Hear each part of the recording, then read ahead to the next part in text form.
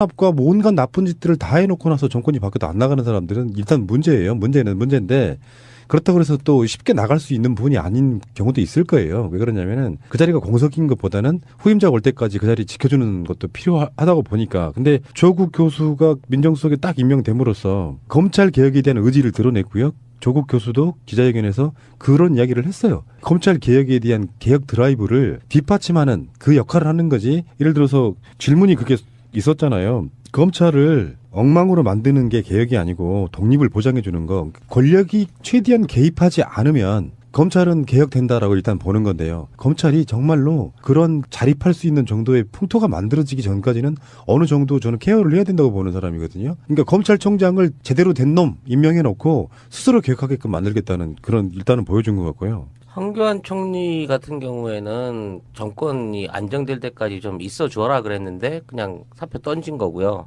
그래서 뭐 부총리가 이제 대리로 해서 진행을 가고 있는 건데 여기서 이제 중요한 사람 하나가 또 박승춘이라고 그렇게 그만두라 그래도 안 그만두던 보훈처장 있잖아.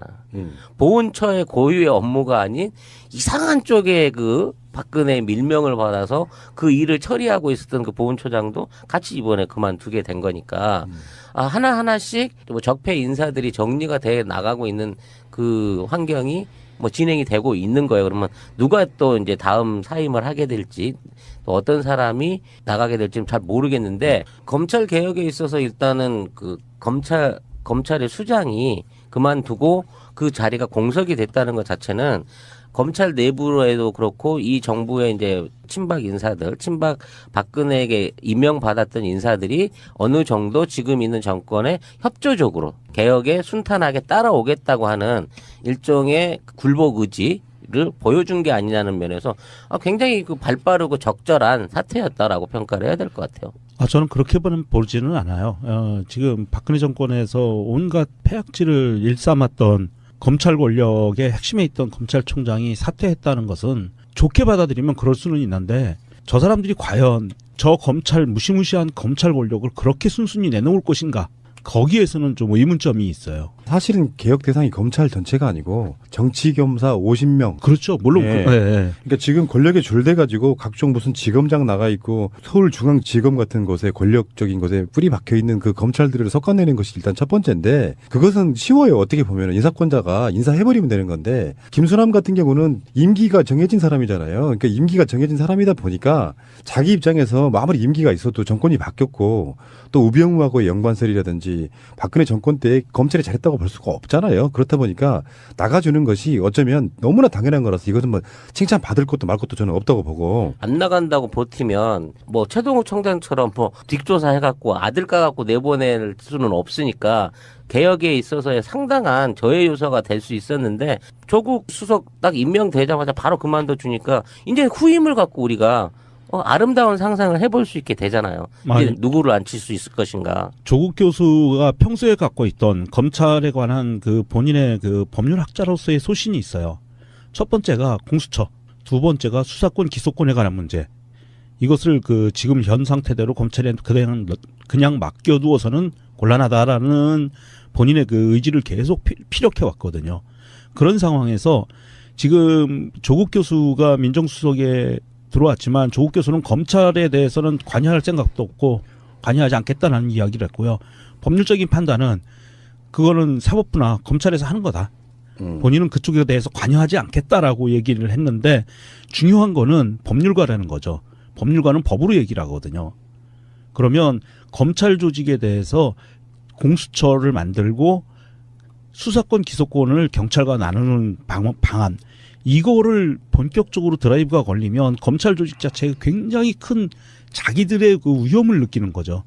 그래서 이 사람들이 그 자리를 떠난다는 것이 서운히로 새 정부에 협력하기 위해서가 아니라 어쩌면 그 안에서 검찰 조직을 보호하기 위한 불가피한 마지막 선택으로 그렇게 하는 게 아닌가. 당연한 거예요. 이거는 그쪽 분야의 불문율 같은 겁니다. 다른 건 몰라도 권력기관장들은 정권이 바뀌는 순간에 임기가 사실은 무의미해집니다. 그래서 버티면 어쩔 수 없다고 그러지만 그렇게 버텨서 자기가 남는 게 없거든요. 만약에 박근혜가 임명한 우병우가 사실상 임명한 검찰총장이 임기 채우겠다고 앉아 있잖아요. 그러면 여론에 엄청난 빗발쳐서 결국에는 자기 자신의 사적인 게 털려요. 그렇죠. 언론에 의해서. 언론에서 털리죠. 그러는 것보다는 차라리 이렇게 자리 모양새 좋게 비켜주고 잘 봐주세요 하는 신호일 수도 있는 거고요. 그러니까 이제 서로 간에 잡음 같은 것이 없는 상태로 이렇게 무리 없이 정권 이양을 하게 되는 검찰도 조직이 바뀌는 건데 결정적으로는 지금 조국 교수 이야기도 그런 건데요.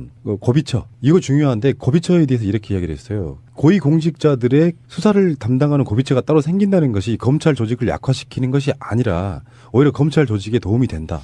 라고 그렇죠. 얘기를 했습니다. 예. 그러니까 기득권을 완고하게 갖고 있는 애들은 수사권, 기소권도 우리가 막 부려야 되고 언터처블 돼버렸잖아요. 검찰 조직이라는 것 자체가.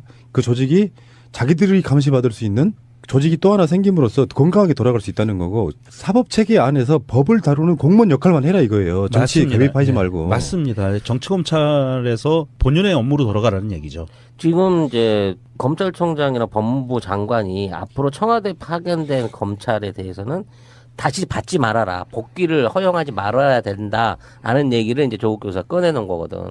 지금 우리 검찰의 문제가 뭐냐면 검사들이나 일선에 있는 인력들을 청와대나 각 행정기관에 파견이라는 이름으로 내서 보내요. 그리고 거기서 영향력을 발휘하게 만든 다음에 걔들을 다시 검찰 권력 안에 수용을 함으로 인해 가지고 일종의 커넥션을 만들어 놓고 그쪽 조직을 좌지우지할 수 있는 형태로 검찰이 지금 국정에 많이 개입을 해왔고 관여를 해왔던 부분이 있는 거거든. 이 고리를 완전히 끊자는 거예요. 이번에 청와대에 파견됐던 검사들이 다시 검찰로 돌아갔죠. 우병우가 데리고 온 애들이에요. 예, 그렇죠. 근데 원래는 이제 그게 원래는 어떻게 돼 있느냐면 청와대로 가게 되면 검찰이라고 하는 신분이 끝나요. 네. 그래서 이 사람들을 다시 어떤 방식으로 하냐면 특채를 통해 가지고 다시 끌어들여요. 그렇죠. 특징. 그게 관행이었습니다. 예. 요거를 끊어야 된다는 거지. 지금도 아마 새 정권이 들어서면은 검찰 쪽에서 파견 나가는 검사들이 있겠죠. 특히 민정 쪽 같은 경우는 있을 건데 그 사람들 다시 검찰로 돌아가지 마라. 그렇게 되지 않으면 조국 교수가 우병우 역할을 하게 되는 상태가 되면 그런 식으로 또 검찰이 망가져서 다음 정권이 바뀐다고 할지라도 그런 시스템을 확고하게 만들어 놓겠다는 의지가 든 거거든요. 조국 교수의 정확한 그 발언의 어딩을 보면 이런 맥락이에요. 직업 선택의 자유가 우리나라에서는 보장되어 있기 때문에 정말 학자야. 직업 선택의 자유가 보장되어 있기 때문에 검찰에서 검사가 청와대로 오는 것을 막을 수는 없다. 그렇지만 청와대에 들어오기 위해서는 검찰에 정확하게 사표를 내고 와라. 그리고 다시 검찰로 돌아가는 방안은 그런 편법은 없애야겠다. 요런 부분이거든요. 그러니까 검찰이 청와대로 들어오는 걸 막지는 않는다는 거죠. 필요한데 너희들이 청와대에 와서 이 국가 안보에 대한 굉장히 중요한 사항들을 다루고 기밀들을 다루고 했으면 그거에 대해서 비밀 보안 규정도 있거든요. 그런 것 때문에 다시 그렇게 편법을 통해서 가지 마라. 이런 메시지를 정확하게 준 거죠. 지금 그 부분에 대해서 이제 학자 출신인 그 조 수석이 검찰 조직을 제대로 이렇게 주물르거나 영향력을 발휘해갖고 개혁을 할 수 있을 거냐라는 의구심을 제한하는 일부 세력이 있고 또 반대로 아예 모르기 때문에 기본적으로 친분이 없잖냐. 쉽게 말해서 조국한테 줄 대가지고 나한테 유리하게 뭐 어떻게 좀 해줘 하고 청탁할 수 있는 세력이 없고 그런 점이 오히려 공명정대하게 일을 처리하고 원칙적인 처리가 가능할 수 있게 하는 원동력이 될 것이다라는 부분이 있는 거거든요. 근데 결국 그 본인이 뭐 개입 안 하겠다고 했던 것처럼 본인은 검증만 하는 거고 인사권을 발휘할 수 있는 사람은 법무부 장관이라든지 대통령이 할 수 있는 거기 때문에 차기로 어떤 그 사람을 검찰청장이나 법무부 장관에 앉히느냐가 이 조국으로 시작된 개혁의 마무리를 볼 수 있는 수순이라는 거죠. 검사장급 이상의 사람들은 청와대 민정수석실에서 검증을 해가지고 대통령이 직접 임명하는 시스템이에요. 그런 것들을 갖고 있어야 되고요. 지금 조국 교수는 어떻게 보면 이렇게 봐요. 서울대 법대 동기들한테는 재수없는 인물일 가능성이 높아요. 원래 평상시 때부터. 그러니까 권력에 줄대던 정치검사 지금은 상당히 이제 고위직에 올라가 있는 사람들 이런 사람들이 봤을 때는 평상시에도 재수없는 스타일이었을 거예요. 그렇죠. 그러니까 그런 걸 좋아하니까 문재인 대통령이 올린 거지. 이 사람이 마치 막 자기 동기들 만나가지고 맨날 술판 버리고 자기들끼리 그런 카르텔을 갖고 있는 사람이라면 임명 안 했을 거로 보고 조국도 자기의 권한을 이렇게 얘기 계속 하고 있잖아요. 나는 검찰 조직에 개입해서도 안 되고 개입할 수도 없다. 다만 그들이 알아서 잘 개혁하게끔 뭔가 서브해주는 역할만 하는 것이고 무슨 사람을 임명하고 이러는 것은 내 권한이 아니다. 이런 식으로 이야기하고 있는 거고요. 민정수석이라는 게 우리가 봤을 때는 뭐 고위공직자 임명하는 것만 있지만요. 원래 민정수석은 대통령 친인척부터 시작해서 이 많은 사람들을 관리하고요. 전에도 그런 말씀 드린 적이 있었는데 민정수석의 역할이 원래 취지는 뭐냐면은 민심을 대통령에게 전달하는 자리입니다. 민정이란 말이 또 그런 의미를 갖고 있기도 하고요. 옛날 국왕 같은 때 보면 이제 도승지죠, 도승지. 실제적으로 관리들을 관리하고 그 국민들의 백성들의 민심을 전하는 역할인 건데, 아무튼 조국 교수에 대해서는 기대감이 큰 만큼 조국 교수가 해 나갈 수 있는 개혁에 적극적으로 힘을 실어줄 수 있는 차기 인선 구성이 좀 돼서 그토록 바라던 검찰 개혁 진짜 원리 원칙대로 제대로 된 시스템으로 다시는 못 되게끔 확고한 시스템을 한번 만들어냈으면 하는 기대가 있습니다. 조국 교수가 법학자잖아요. 법학자고 서울대 법대, 서울대 로스쿨에서 강의를 했고요. 하지만 이제 조국 교수는 원래 자기 이런 속된 말로 족보, 자기 밑에 그 족보들을 두지 않는 스타일이기는 한데요. 요런 것도 한번 우리가 관전 포인트로 한번 봤으면 좋겠어요. 젊은 소장 검사, 검찰 내에서 젊은 소장 검사들은 조국 교수한테 강의를 들은 사람들이 많을 거다. 그러면 조국 교수가 그 검찰 개혁의 의지를 갖고 있는데 그 검찰 수뇌부에서 만약에 예전에 노무현 대통령 때처럼 집단 항명 같은 이런 상황이 발생했을 때 검찰 내부에서 아마 자성의 목소리도 굉장히 강하게 나올 수 있을 거다. 이런 생각도 한번 해보면 재미있게 볼 수는 있을 것 같아요. 우리가 재미로 보는 건 아니지만. 그래서 법무부 장관이 들어오게 되면은 한 이제 6월 중순경에는 조국 민정수석이 주도하는 대규모의 그 검찰 인사가 있을 예정이라고 하네요. 조국 민정수석이 주도하는 게 아니고 아니 그러니까 법무부 장관이. 법무부 장관과 민정수석이 그 올라오는 인사들에 대한 추천이나 검증을 해가지고 대규모 인사가 일어날 거 아니에요, 다음 달에.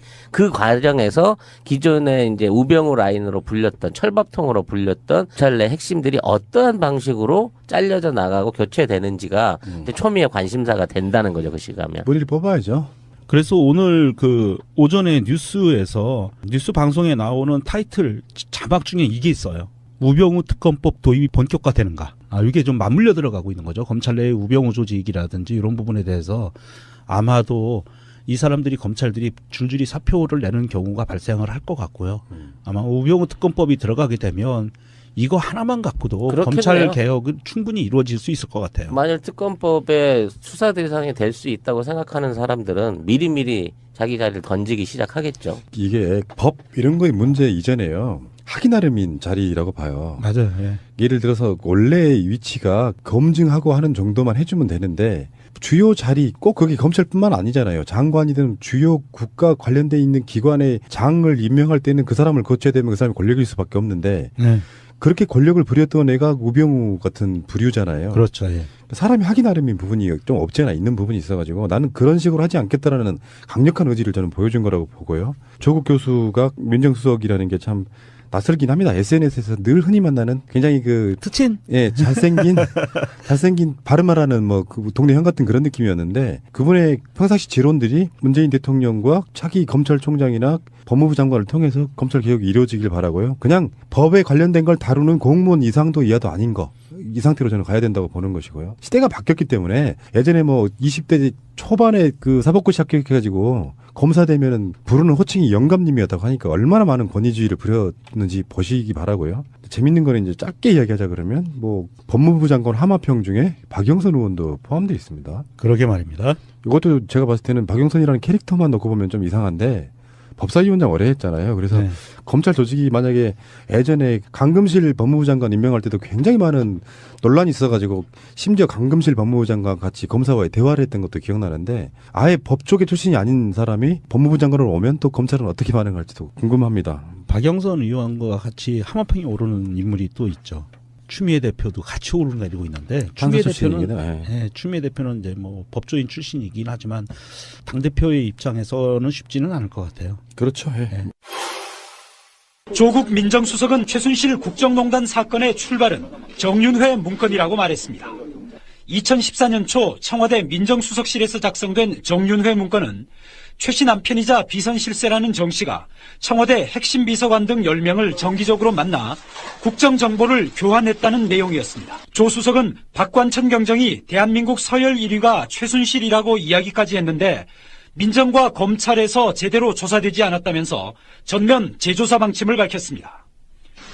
당시 민정비서관이었던 우병우 전 수석의 역할 규명도 불가피해 보입니다. 정인혜 그리고 최순실 그리고 박근혜에 대해서 서열 1, 2, 3위 언급하는 거 그 자료에 나오는데도 못 봤습니까? 그런 자료는 있었던 걸로 기억합니다. 조 수석은 나아가 실체적 진실 발견이 먼저이지만 조사 결과에 따라 사법 처리 여부는 달라질 수 있다 고도 언급했습니다. 문재인 대통령은 반부패 시스템을 구축할 비서관에 국정원 댓글 사건을 맡았던 박형철 전 부장검사를 임명했습니다. 적폐 청산에 속도를 내겠다는 의지를 익힙니다.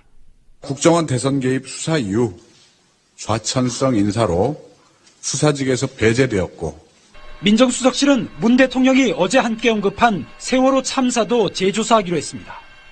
이석태 전 특별조사위원장을 상대로 박근혜 정부의 조사 방해 여부를 확인할 계획입니다. 자유한국당은 재판까지 진행 중인 사건을 재조사하겠다는 건 정치 보복에 지나지 않는다며 반발했습니다. 이철성 경찰총장은 박근혜 정부 시절이던 지난해 8월 임명됐습니다. 경찰청장의 임기는 2년으로 이 청장은 내년까지 임기가 남아 있습니다. 하지만 임기를 7달가량 남겨둔 김수남 검찰총장이 문재인 정부 출범과 함께 전격적으로 사의를 밝히자 이 청장의 거취를 놓고도 관심이 커지고 있습니다. 이에 대해 이 청장은 스스로 물러날 뜻이 없음을 분명히 했습니다. 이 청장은 YTN 취재진과의 통화에서 아직 사의를 표명할 의사가 없다고 답했습니다. 앞서 이철성 경찰청장은 지난해 8월 취임 뒤 가진 기자간담회에서 새술은 새 부대에 담아야 한다며 정부가 바뀌면 동양적인 사고방식으로는 새로운 분이 하는 게 맞다고 말했습니다. 당시 간담회 발언을 놓고 본인의 임기를 박근혜 정부와 함께하겠다는 뜻이 아니냐는 해석이 제기되기도 했습니다. 이에 대해 이 청장은 진위가 잘못 전달된 것일 뿐 전체 맥락을 읽어보면 이해가 될 것이라며 자리를 지키겠다는 뜻을 거듭 강조했습니다. 이 청장은 최순실 씨가 경찰청장 인사에 개입했다는 의혹이 불거졌을 때에도 한 점 부끄러움이 없다며 자리를 유지했습니다. 이처럼 이 청장이 사퇴 불가 입장을 고수한 가운데 새 정부의 원활한 국정 운영을 위해 물러나야 한다는 의견과 14만 경찰 조직의 사기를 고려해 임기를 지켜줘야 한다는 주장이 팽팽히 맞서면서 새 정부가 어떤 판단을 내릴지 주목됩니다. 자, 마지막으로는 이철성 경찰청장에 대한 이야기입니다. 일단 이철성은 뭐 음주운전 경력 이런 걸 떠나가지고 박근혜와 함께 청와대에 근무하다가 나중에 총장이 강신명에서 바뀌는 과정에서 최순실 게이트 내 장시호라든지 하는 사람들에 의해서 최순실의 인사라고 알려진 인물이에요. 네. 임기가 1년 3개월 정도 남았거든요. 여기서 이제 보통 사람들 같으면 이철성 자체가 그만두는 게 권력기관장이기 때문에 맞겠지만 임기를 보장해야 되고 이런 보도까지 나오고 있어요. 이철성은 조직 내에서는 신망이 두텁다. 그러니까 이게 그전에는 경찰대 출신들이 경찰청장을 한다거나 그런 방식이었는데 일반 순경에서 경찰청장에 오른 최초의 인물이기 때문에 지전적이죠. 그러니까 자기 조직은 잘 챙기는 인물 같은데 네. 상식적으로도 봤을 때 이거는 인사권자가 인사권을 행할 수 있게 1년 한 3개월 알바케 하지 말고 저는 물러나주는 게 좋다고 봐요. 근데 안 물러나겠다고 공언을 했어요. 강신명이 물러나면서도 뭐 남의 아버지를 죽여놓고 자기 자녀들 뭐 아버지 힘내세요 이렇게 이야기한 그것 때문에 논란도 됐었잖아요. 자기가 나중에 강신명 후임으로 와가지고 박근혜 정권에게 대단히 아부했다 저는 그런 느낌은 없고요. 무슨 청문회 때 뭐 그런 얘기도 있었잖아요. 국회에서. 최순실이 뭐 이제 경찰청장 오케이 뭐 이런 문건이 발견되면서 최순실이 낙점한 인사 아니냐. 사실은 우리가 생각해도 그렇잖아요. 제가 봤을 때 그냥 우병우예요. 최순실이 추천을 하고 우병우가 패스시켜주고 검증해주고 그냥 끝난 문제라고 저는 보는데 이철성 같은 사람들은 이제 권력기관장의 입장에서는 빨리 물러나주는 것이 예의라고 보는데 자기 임기 채우겠다고 하면 정말 권력이 된 역시 많은 사람인 것처럼 보이고 자기가 재수추로라도 당시에 그 강신명 때 일어났던 경찰들 중에 물대포 발사의 사람의 책임을 갖고 있는 그런 사람이라고 하면은 벌을 준다거나 그걸로 지금 처벌받는 경찰이 단 한 명도 없지 않습니까? 장시호 씨가 이제 이번 재판 과정 중에 그 사람 프로필을 직접 최순실이가 오케이해서 뭐 이걸 붙여준 걸 김정 차관에게 전해가지고 그 인사가 그대로 이루어졌다라는 얘기가 있었단 말이에요. 그리고 그 사진 자료까지 나왔단 말이에요. 그렇다고 치면 최순실이 임명한 사람인 거고 이 적폐 하수인으로서 분명히 사법적인 처리를 받을 뿐만 아니라 아니 자기 스스로 물러나서 이제 처벌을 기다려야 될 사람인 건데 이 사람이 지금 있는 거 안 넣고 그냥 버티겠다라고 했을 때 이걸 강제 파면할 수 있는 규정이 없는 것도 이게 법의 맹점이 아닌가 싶은 거예요. 그러니까 만일 버틴다고 하면 뭔가 이제 뭐 비리라든지 독직이라든지 이런 부분의 걸 찾아내가지고 구속 수사해서 파면하는 수밖에 없는 거 그런 방향으로 지금 흘러가게 되는 거잖아. 2년 임기제라고 하는 것은 소신껏 해라 이런 의미이긴 하지만요. 일단 이철성은 청문회 과정에서도 굉장히 많은 의혹이 있었잖아요. 부동산 투기, 음주운전, 뭐 석사 논문 표절 이런 것도 있었고요. 그래서 야당 쪽에서 절대 안 된다고 반기를 들었던 바로 그런 인물인데 그냥 임명시켜버렸잖아요. 바로 그런 인물이기도 하고 이철성은 뭐 물러나는 게 맞다고 이야기를 최근에 한 적이 있다라고 해요. 언론과 인터뷰에서. 그러니까 물러나주는 게 맞는데 이철성이 정권이 바뀌었지만 계속해야 되는 거는 이런 경우라고 봐요. 문재인 대통령이 임명한 경찰청장인데 한 임기가 한 1년 남았고 정권이 교체가 안 된 상태로 갔을 때 그런 연속성은 모르지만 지금 박근혜 정권이라고 하는 곳에 말도 안 되는 농단 사건으로 대통령이 쫓겨난 상황이라고 하면 다른 사람들은 몰라도 권력기관장들은 일괄적으로 나와주는 게 맞아요. 그건 상식적인 맞아요. 거예요. 예. 네. 그리고 이 사람은 경찰청 내에서는 내부의 신망이 두텁다라고는 이야기한다고 하지만 그 부분은 사실은 내부 자기들만의 어떤 제 식구 감싸기 이런 부분들인 걸로 내부 보이고요. 승진자, 최초의 내부 승진자이기 때문에 보호를 하고 싶은 완주를 시켜가지고 앞으로도 그런 사례를 만들고 싶은 거가 있을 거라고는 봐지는데 그렇다고 하더라도 출신이 워낙 잘못되어 있는 사람인 거잖아요. 그러니까 이 사람이 저는 용서가 안 되는 부분이 다른 부분도 굉장히 많지만 딱 한 가지가 있어요. 그 작년 박근혜 국정농단 사건에 시위대가 시위를 할 때 법원이 시위대의 행진을 허가를 했어요. 허가를 했는데 판결로 허가를 했는데 경찰청장이 이거를 거부하고 법원의 판결과 경찰의 공익보호는 다르다라고 하면서 행진을 막았던 그 사례가 있거든요. 이건 경찰로서 해서는 안 되는 부분이에요. 경찰은 법을 수호하는 일을 대신 위탁받아서 일을 하는 건데 법원의 판결로 이건 법의 합법이다. 정당한 행위다라고 하는데도 막았다는 거는 이건 있을 수 없는 거거든요. 그만큼 나쁜 사람이었던 거예요. 겉으로 잘 드러나지는 않지만. 이 인사 관련 정황에 있어서 직접 통화를 해서 음주운전 관련된 약점이 있어도 그냥 뭘 밀어붙여라라는 얘기를 최순실이 했다고 지금 장시호가 증언을 했는데요. 지금 그 이철성이 자기가 할 일이 남아있다라는 그거를 떤다고 치면 어떤 거를 얘가 앞으로 하기 위해서 거기 남아있으려고 할까라는 부분을 생각을 해보게 돼요. 저는 그게 지금 사드와 관련한 성주 주민들을 탄압하고 미군들이 어느 정도 그 기지에 대한 어떤 출입 그리고 어떤 보완과 보수를 마무리 지을 수 있을 때까지 그 경비 영역을 제공하는 데 있어서 이철승이가 그거를 마무리 지으려고 하는 게 아닌가 저는 개인적으로 그런 추측도 해봅니다. 경찰 업무라는 게 굉장히 여러 가지가 있는데 취임할 때도 뭐 취임 자체가 박근혜 임기가 얼마 안 남았 몇 년 그러니까 1년 정도밖에 안 남았을 때 취임한 거잖아요. 그러니까 1년 몇 개월 정도밖에 안 취임한 거기 때문에 그 당시 기자회견에서 그런 이야기를 했대요. 정권이 바뀌면 물러나겠다. 그런 뉘앙스로 이야기를 했다고 하고 근데 이제 지금 제가 봤을 때 검찰 내 신망이 두텁다라고 하는 거는 제가 봤을 때는 언론 플레이일 가능성도 있어요.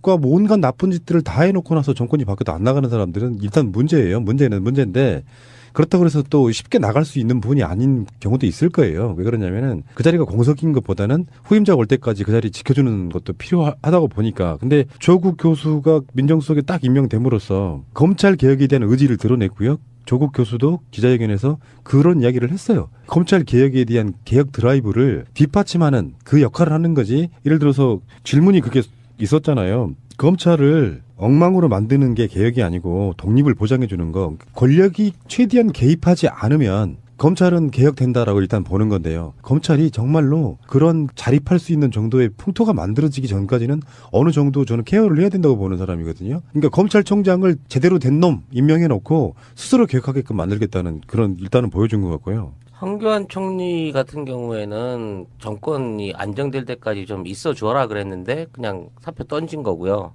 그래서 뭐 부총리가 이제 대리로 해서 진행을 가고 있는 건데 여기서 이제 중요한 사람 하나가 또 박승춘이라고 그렇게 그만두라 그래도 안 그만두던 보훈처장 있잖아. 보훈처의 고유의 업무가 아닌 이상한 쪽에 그 박근혜 밀명을 받아서 그 일을 처리하고 있었던 그 보훈처장도 같이 이번에 그만두게 된 거니까 하나하나씩 뭐 적폐 인사들이 정리가 돼 나가고 있는 그 환경이 뭐 진행이 되고 있는 거예요. 그러면 누가 또 이제 다음 사임을 하게 될지 또 어떤 사람이 나가게 될지는 잘 모르겠는데 검찰 개혁에 있어서 일단은 그 검찰의 수장이 그만두고 그 자리가 공석이 됐다는 것 자체는 검찰 내부로에도 그렇고 이 정부의 이제 친박 인사들, 친박 박근혜에게 임명받았던 인사들이 어느 정도 지금 있는 정권에 협조적으로 개혁에 순탄하게 따라오겠다고 하는 일종의 굴복 의지를 보여준 게 아니냐는 면에서 굉장히 그 발빠르고 적절한 사태였다라고 평가를 해야 될 것 같아요. 저는 그렇게 보지는 않아요. 지금 박근혜 정권에서 온갖 폐악질을 일삼았던 검찰 권력의 핵심에 있던 검찰총장이 사퇴했다는 것은 좋게 받아들이면 그럴 수는 있는데 저 사람들이 과연 저 검찰 무시무시한 검찰 권력을 그렇게 순순히 내놓을 것인가? 거기에서는 좀 의문점이 있어요. 사실은 개혁 대상이 검찰 전체가 아니고 정치검사 50명. 그렇죠. 물론 그러니까 지금 권력에 줄대 가지고 각종 무슨 지검장 나가 있고 서울중앙지검 같은 곳에 권력적인 곳에 뿌리 박혀 있는 그 검찰들을 섞어내는 것이 일단 첫 번째인데 그것은 쉬워요. 어떻게 보면 인사권자가 인사해버리면 되는 건데 김수남 같은 경우는 임기가 정해진 사람이잖아요. 그러니까 임기가 정해진 사람이다 보니까 자기 입장에서 아무리 임기가 있어도 정권이 바뀌었고 또 우병우하고의 연관설이라든지 박근혜 정권 때 검찰이 잘했다고 볼 수가 없잖아요. 그렇다 보니까 나가주는 것이 어쩌면 너무나 당연한 거라서 이것은 뭐 칭찬 받을 것도 말 것도 저는 없다고 보고. 안 나간다고 버티면 뭐 최동욱 청장처럼 뭐 뒷조사 해갖고 아들 까갖고 내보낼 수는 없으니까 개혁에 있어서의 상당한 저해 요소가 될 수 있었는데 조국 수석 딱 임명되자마자 바로 그만둬 주니까 이제 후임을 갖고 우리가 아름다운 상상을 해볼 수 있게 되잖아요. 이제 누구를 앉힐 수 있을 것인가. 조국 교수가 평소에 갖고 있던 검찰에 관한 그 본인의 그 법률학자로서의 소신이 있어요. 첫 번째가 공수처, 두 번째가 수사권 기소권에 관한 문제. 이것을 그 지금 현 상태대로 검찰에 그냥 맡겨두어서는 곤란하다라는 본인의 그 의지를 계속 피력해 왔거든요. 그런 상황에서 지금 조국 교수가 민정수석에 들어왔지만 조국 교수는 검찰에 대해서는 너희들이 청와대에 와서 이 국가 안보에 대한 굉장히 중요한 사항들을 다루고 기밀들을 다루고 했으면 그거에 대해서 비밀 보안 규정도 있거든요. 그런 것 때문에 다시 그렇게 편법을 통해서 가지 마라. 이런 메시지를 정확하게 준 거죠. 지금 그 부분에 대해서 이제 학자 출신인 그 조 수석이 검찰 조직을 제대로 이렇게 주물르거나 영향력을 발휘해갖고 개혁을 할 수 있을 거냐라는 의구심을 제한하는 일부 세력이 있고 또 반대로 아예 모르기 때문에 기본적으로 친분이 없잖냐. 쉽게 말해서 조국한테 줄 대가지고 나한테 유리하게 뭐 어떻게 좀 해줘하고 청탁할 수 있는 세력이 없고 그런 점이 오히려 공명정대하게 일을 처리하고 원칙적인 처리가 가능할 수 있게 하는 원동력이 될 것이다라는 부분이 있는 거거든요. 근데 결국 그 본인이 뭐 개입 안 하겠다고 했던 것처럼 본인은 검증만 하는 거고 인사권을 발휘할 수 있는 사람은 법무부 장관이라든지 대통령이 할 수 있는 거기 때문에 차기로 어떤 그 사람을 검찰청장이나 법무부 장관에 앉히느냐가 이 조국으로 시작된 개혁의 마무리를 볼 수 있는 수순이라는 거죠. 검사장급 이상의 사람들은 청와대 민정수석실에서 검증을 해가지고 대통령이 직접 임명하는 시스템이에요. 그런 것들을 갖고 있어야 되고요. 지금 조국 교수는 어떻게 보면 이렇게 봐요. 서울대 법대 동기들한테는 재수없는 인물일 가능성이 높아요. 원래 평상시 때부터. 그러니까 권력에 줄대던 정치검사 지금은 상당히 이제 고위직에 올라가 있는 사람들 이런 사람들이 봤을 때는 평상시에도 재수없는 스타일이었을 거예요. 그렇죠. 그러니까 그런 걸 좋아하니까 문재인 대통령이 올린 거지. 이 사람이 마치 막 자기 동기들 만나가지고 맨날 술판 버리고 자기들끼리 그런 카르텔을 갖고 있는 사람이라면 임명 안 했을 거로 보고 조국도 자기의 권한을 이렇게 계속 하고 있잖아요. 나는 검찰 조직에 개입해서도 안 되고 개입할 수도 없다. 다만 그들이 알아서 잘 개혁하게끔 뭔가 서브해주는 역할만 하는 것이고 무슨 사람을 임명하고 이러는 것은 내 권한이 아니다. 이런 식으로 이야기하고 있는 거고요. 민정수석이라는 게 우리가 봤을 때는 뭐 고위공직자 임명하는 것만 있지만요. 원래 민정수석은 대통령 친인척부터 시작해서 이 많은 사람들을 관리하고요. 전에도 그런 말씀 드린 적이 있었는데 민정수석의 역할이 원래 취지는 뭐냐면은 민심을 대통령에게 전달하는 자리입니다. 민정이란 말이 또 그런 의미를 갖고 있기도 하고요. 옛날 국왕 같은 때 보면 이제 도승지죠, 도승지. 실제적으로 관리들을 관리하고 그 국민들의 백성들의 민심을 전하는 역할인 건데, 아무튼 조국 교수에 대해서는 기대감이 큰 만큼 조국 교수가 해 나갈 수 있는 개혁에 적극적으로 힘을 실어줄 수 있는 차기 인선 구성이 좀 돼서 그토록 바라던 검찰 개혁 진짜 원리 원칙대로 제대로 된 시스템으로 다시는 못 되게끔 확고한 시스템을 한번 만들어냈으면 하는 기대가 있습니다. 조국 교수가 법학자잖아요.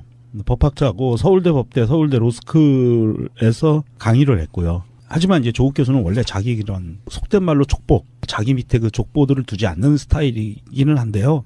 요런 것도 한번 우리가 관전 포인트로 한번 봤으면 좋겠어요.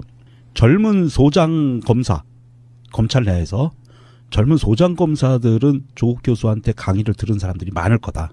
그러면 조국 교수가 그 검찰 개혁의 의지를 갖고 있는데 그 검찰 수뇌부에서 만약에 예전에 노무현 대통령 때처럼 집단 항명 같은 이런 상황이 발생했을 때 검찰 내부에서 아마 자성의 목소리도 굉장히 강하게 나올 수 있을 거다.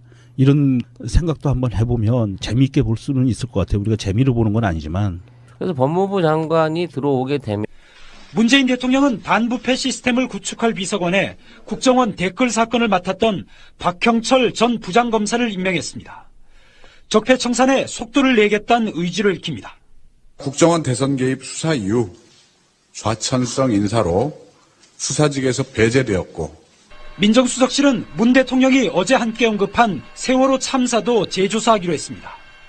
이석태 전 특별조사위원장을 상대로 박근혜 정부의 조사 방해 여부를 확인할 계획입니다.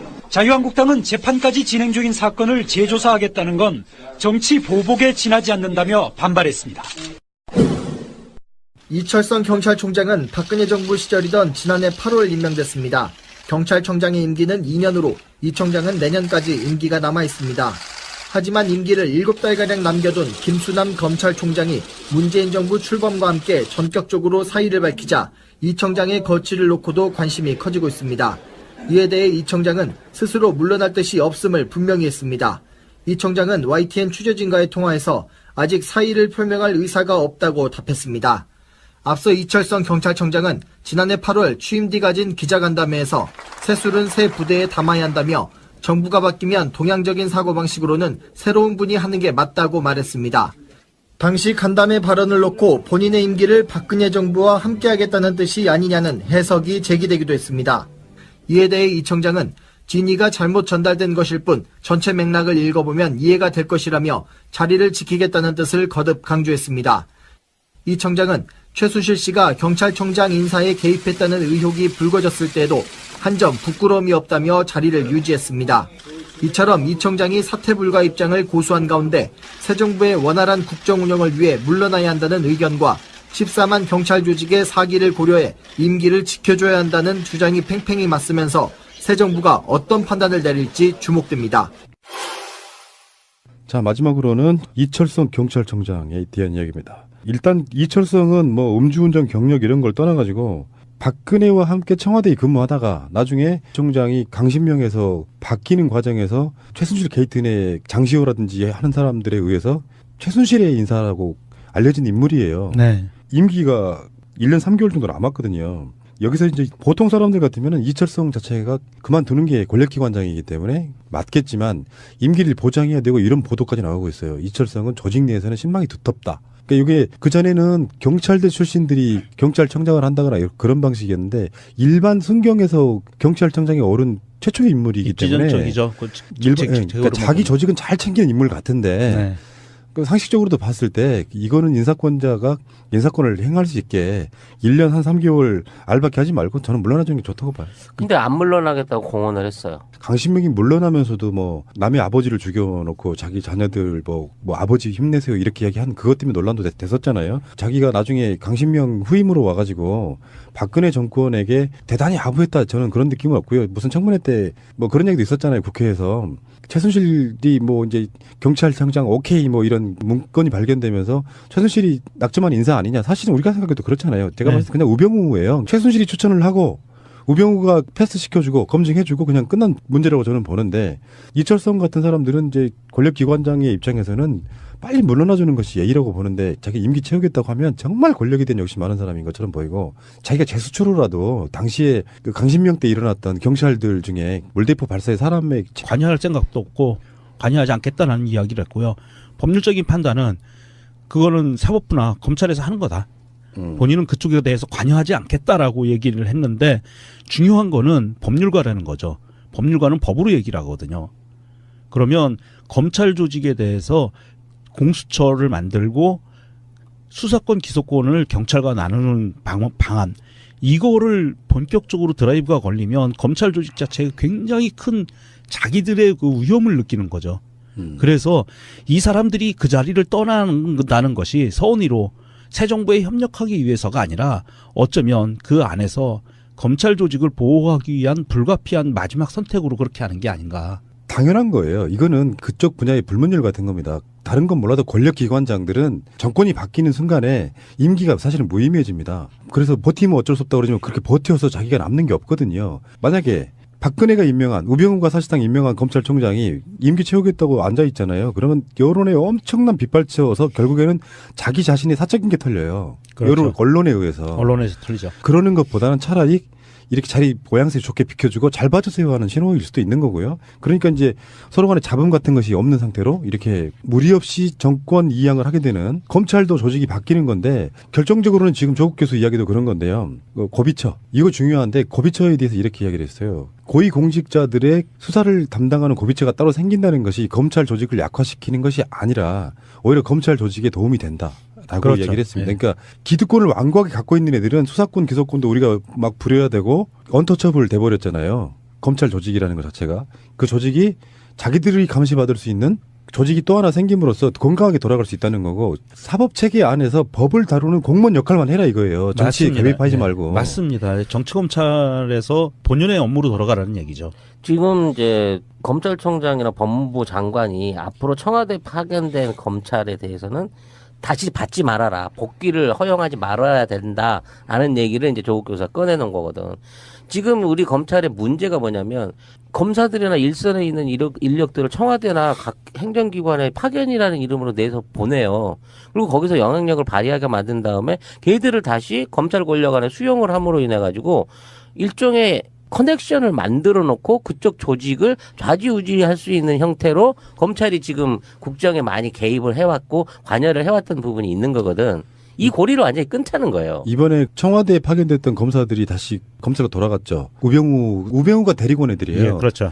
근데 원래는 이제 그게 원래는 어떻게 돼 있느냐면 청와대로 가게 되면 검찰이라고 하는 신분이 끝나요. 네. 그래서 이 사람들을 다시 어떤 방식으로 하냐면 특채를 통해 가지고 다시 끌어들여요. 그렇죠. 특징. 그게 관행이었습니다. 예. 이거를 끊어야 된다는 거지. 지금도 아마 새 정권이 들어서면은 검찰 쪽에서 파견 나가는 검사들이 있겠죠. 특히 민정 쪽 같은 경우는 있을 건데 그 사람들 다시 검찰로 돌아가지 마라. 그렇게 되지 않으면 조국 교수가 우병우 역할을 하게 되는 상태가 되면 그런 식으로 또 검찰이 망가져서 다음 정권이 바뀐다고 할지라도 그런 시스템을 확고하게 만들어 놓겠다는 의지 같은 거거든요. 조국 교수의 정확한 그 발언의 어딩을 보면 이런 맥락이에요. 직업 선택의 자유가 우리나라에서는 보장되어 있기 때문에 정말 학자야.